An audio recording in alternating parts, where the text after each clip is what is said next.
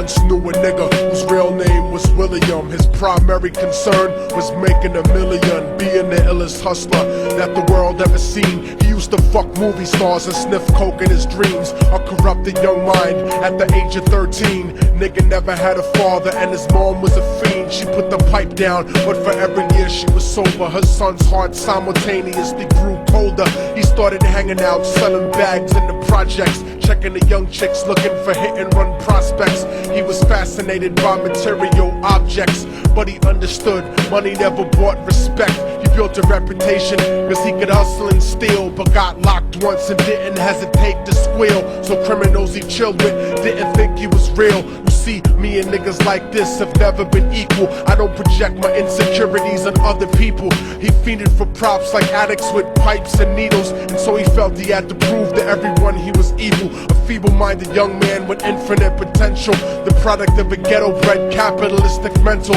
Coincidentally, dropped out of school to sell weed, dancing with the devil, smoked until his eyes would bleed. But he was sick of selling trees and gave in to his greed.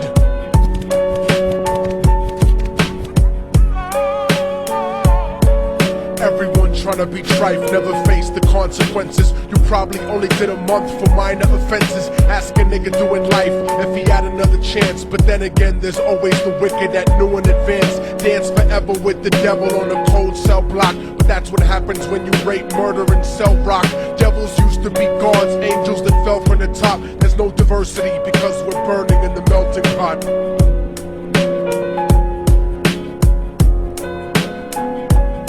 So Billy started robbing niggas, anything he could do to get his respect back in the eyes of his crew. Starting fights over little shit up on the block. Stepped up to selling mothers and brothers to crack rock. Working overtime, making money for the crack spot. Hit the jackpot and wanted to move up to cocaine, fulfilling the Scarface fantasy stuck in his brain. Tired of the block niggas treating him the same. He wanted to be major like the cutthroats and the thugs, but when he tried to step to him, niggas showed him no love. They told him any motherfucking coward can sell drugs. Any bitch nigga with a gun can bust slugs. Any nigga with a red shirt can front like a blood. Even Puffy smoked the motherfucker up in the club. But only a real thug can stab someone till they die. Standing in front of them, staring straight into their eyes, Billy realized that these men were well guarded, and they wanted to test him before business started. Suggested raping a bitch to prove he was cold-hearted. So now he had a choice between going back to his life or making money with made men. Up in the sight, his dreams about cars and ice made him agree a hardcore nigga is all he ever wanted to be. And so he met them Friday night at 2:45.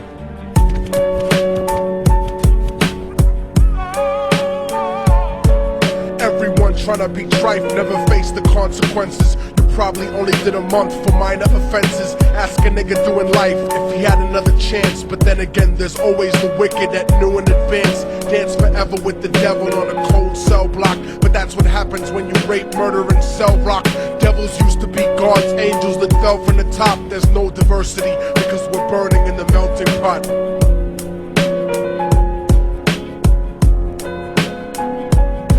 They drove around the project slow while it was raining, smoking blunts, drinking and joking for entertainment, until they saw a woman on the street walking alone, 3 in the morning, coming back from work on the way home. And so they quietly got out the car and followed her, walking through the projects. The darkness swallowed her. They wrapped her shirt around their head and knocked her onto the floor.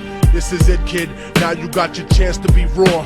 So Billy yoked her up and grabbed the chick by the hair and dragged her into a lobby that had nobody there. She struggled hard, but they forced her to go up the stairs. They got to the roof and then held her down on the ground, screaming, "Shut the fuck up and stop moving around." The shirt covered her face, but she screamed and clawed. So Billy stomped on the bitch till he broke in her jaw. Them dirty bastards knew exactly what they were doing. They kicked her until they cracked her ribs and she stopped moving. Blood leaking through the cloth, she cried silently. And then they all proceeded to rape her violently. Billy was made to go first, but each of them took a turn, ripping her up and choking her until her throat burned. Her broken jaw mumbled for God, but they weren't concerned. When they were done and she was lying bloody, broken and bruised, one of them niggas pulled out a brand new 22. They told him that she was a witness for what she'd gone through, and if he killed her, he was guaranteed a spot in the crew. He thought about it for a minute. She was practically dead, and so he leaned over and put the gun right to her head. I'm falling and I can't turn back.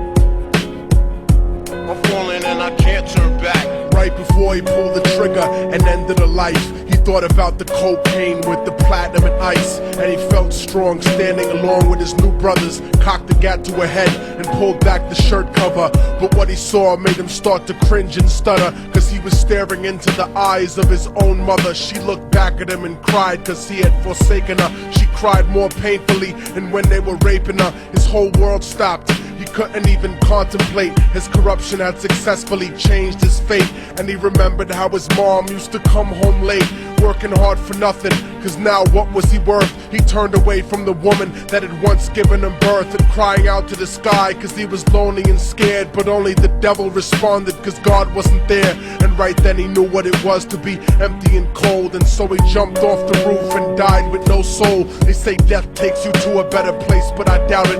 After that they killed his mother and never spoke about it. And listen, cause the story that I'm telling is true, cause I was there with Billy Jacobs and I raped his mom too. And now the devil follows me everywhere that I go. In fact, I'm sure he's standing among one of you at my shows, in every street cipher listening to Little Thug's flow. He could be standing right next to you and you wouldn't know. The devil grows inside the hearts of the selfish and wicked. White, brown, yellow, and black color is not restricted. You have a self-destructive destiny when you're inflicted, and you'll be one of God's children that fell from the top. There's no diversity because we're burning in the melting pot. So when the devil wants to dance with you, you better say never, because a dance with the devil might last you forever.